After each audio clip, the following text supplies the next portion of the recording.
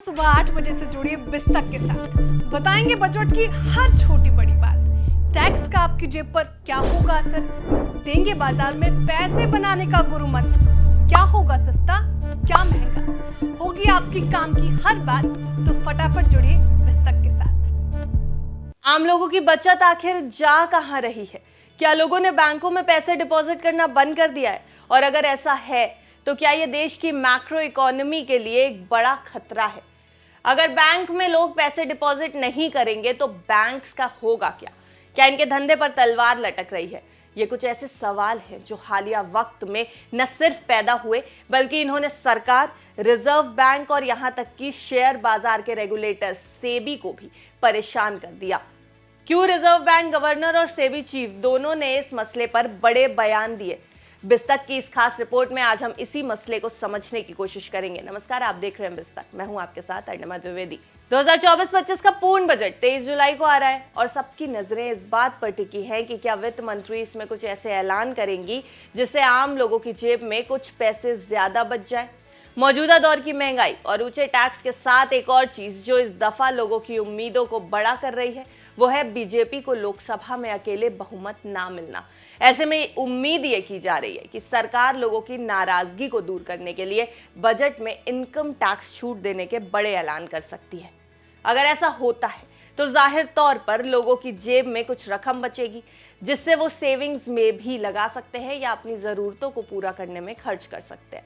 लेकिन हमारे आपके जैसे आम लोगों की उम्मीदों से इतर सरकार की फिक्र कुछ दूसरी ही है। फिक्र इस बात की है कि भारतीय घरों में जो पैसा बच रहा है, यानी जो बचत हो रही है, जो सेविंग्स हो रही हैं, वो आखिर जा कहां रही हैं। बैंक इस बात से परेशान है कि लोग उनके यहाँ फिक्स डिपॉजिट्स यानी एफडी या रेकरिंग डिपॉजिट्स यानी आरडी करने में कम दिलचस्पी दिखा रहे हैं। यही हाल सरकारी पोस्ट ऑफिस स्कीमों का भी नजर आ रहा है।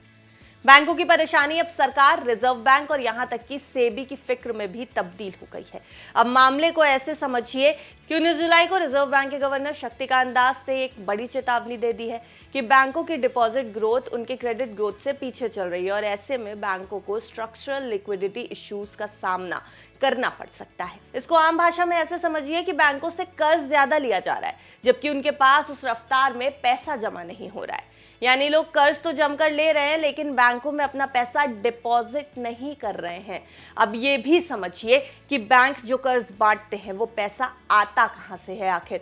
सीधी बात है, आप जो पैसा बैंक में एफडी या आरडी या अपने सेविंग्स अकाउंट्स में जो रकम रखते हैं उसी पैसे को तो बैंक कर्ज के तौर पर बांटते हैं और इस पर ब्याज लेते हैं। आप भी ये जान लीजिए कि बैंकों की कमाई का सबसे बड़ा हिस्सा बांटे गए कर्जों से मिलने वाले ब्याज से बनता है। अब ना होगा डिपॉजिट, ना बटेगा कर्ज और ना ही होगी इंटरेस्ट इनकम, फिर तो बैंक का धंधा ही ठप पड़ जाएगा। खैर, आरबीआई गवर्नर ने भी ये बताया है कि आखिर ये पैसा जा कहां रहा है। उन्होंने कहा कि भारतीय परिवारों का पैसा म्यूचुअल फंड, इंश्योरेंस फंड और पेंशन फंड्स जैसे ठिकानों में जा रहा है। रिजर्व बैंक गवर्नर ने भी ये कहा कि क्रेडिट डिपॉजिट ग्रोथ के गैप को भरने के लिए बैंक शॉर्ट टर्म बोरोइंग्स और सर्टिफिकेट्स ऑफ डिपॉजिट का सहारा ले रहे हैं। अब चलते हैं आंकड़ों पर जो कि चौंकाने वाले हैं, हालात की ओर इशारा कर रहे हैं। बीते 5 साल के आंकड़े बताते हैं कि म्यूचुअल फंड्स में जिस रफ्तार से पैसा जा रहा है वैसा बैंक डिपॉजिट्स में दिखाई नहीं पड़ रहा है कहीं। जून 2019 से जून 2024 के आंकड़े देखते हैं। जून 2019 में बैंक में डिपॉजिट करीब 125 लाख करोड़ रुपए थे। जून 2024 में यह आंकड़ा बढ़कर करीब 213 लाख करोड़ रुपए पर पहुंच गया। यानी बैंक डिपॉजिट्स में 70% का इजाफा बीते 5 साल में हुआ है। दूसरी तरफ म्यूचुअल फंड्स की बात करें तो जून 2019 में इनके एयूएम यानी एसेट्स अंडर मैनेजमेंट करीब 24 लाख 30 करोड़ रुपए पर थे। यह आंकड़ा इस जून में बढ़कर 61 लाख 20 करोड़ रुपए पर पहुंच गया। इस हिसाब से देखें तो म्यूचुअल फंड्स के एसेट्स बीते 5 साल में 152% बढ़े हैं। रिजर्व बैंक के माथे पर पसीना इस बात से भी है क्योंकि म्यूचुअल फंड्स में अंधाधुंध आने वाली पूंजी रुक नहीं रही है।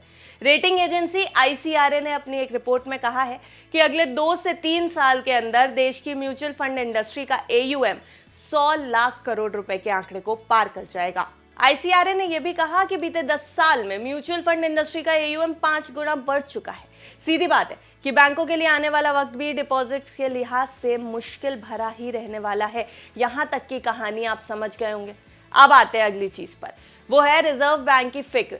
समझ में तो आ रही है, लेकिन शॉर्ट मार्केट रेगुलेटर सेबी आखिर क्यों परेशान है ये समझ नहीं आ रहा। चलिए समझते हैं। आरबीआई को तो मान लीजिए कि सेक्टर का रेगुलेटर है और ऐसे में बैंक मजबूत रहे, इसके लिए रिजर्व बैंक की फिक्र जायज है। लेकिन मन में सवाल ये पैदा होता है कि बैंकों में डिपॉजिट हो रहा है या नहीं, इससे सेबी का क्या लेना देना है। तो इसका जवाब है कि भाई सेबी एक दूसरी वजह से फिक्रमंद है। मजेदार बात यह है कि सेबी चीफ माधवीपुरी बुच का इसी मसले पर बड़ा बयान 19 जुलाई को आया, यानी रिजर्व बैंक गवर्नर और सेबी चीफ दोनों ने एक ही दिन बैंक डिपॉजिट के मसले पर अपनी फिक्र जाहिर की।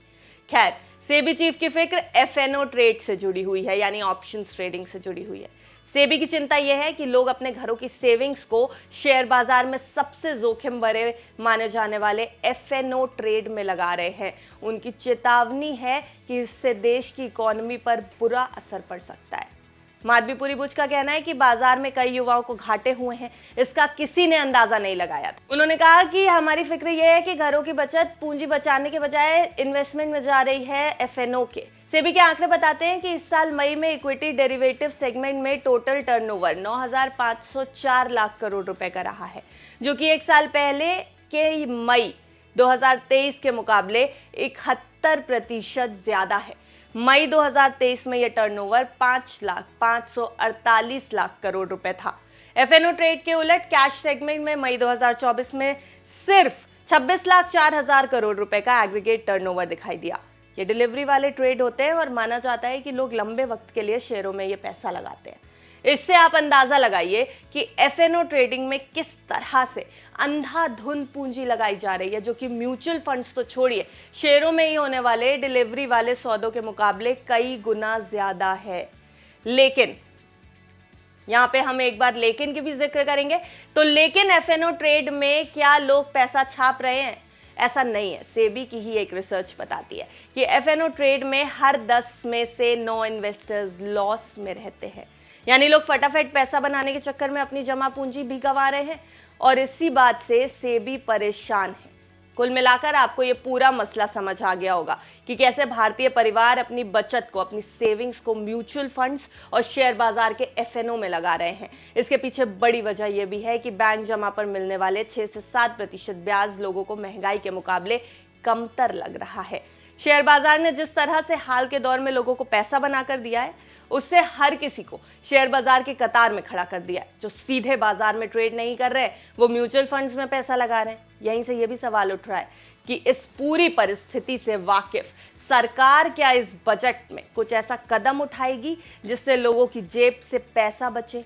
क्या सरकार एफएनओ ट्रेड को हतोत्साहित करने के लिए बजट में इस पर कुछ पाबंदियां लगा सकती है? अगले कुछ दिनों में बजट आने के साथ ही तस्वीर काफी हद तक साफ होने की उम्मीद है। आपको ये रिपोर्ट कैसी लगी हमें जरूर बताएं कमेंट करके, और ऐसे अन्य खबरों के लिए देखते रहें बिस्तक। बिस्तक आपके लिए लाया है प्रीमियम मेंबरशिप प्रोग्राम, जहां आपको मिलेंगे कई सारे फायदे, जिनमें मार्केट न्यूज़लेटर, लाइव चैट पर आपके सवालों के सबसे पहले जवाब, मार्केट आउटलुक, वीकेंड पर मार्केट स्कैन, एंकर्स के साथ चैट और भी बहुत कुछ। इस प्रीमियम सब्सक्रिप्शन में 3 तरह के प्लान्स हैं, सिल्वर, गोल्ड और प्लैटिनम, जिनकी शुरुआत मात्र 159 रुपए महीने से होती है। इससे जुड़ना भी बेहद आसान है। बिस्तक के YouTube चैनल पर जाएं, ज्वाइन बटन पर क्लिक करें और अपना प्लान सिलेक्ट करें। बस बन गए आप हमारे प्रीमियम मेंबर।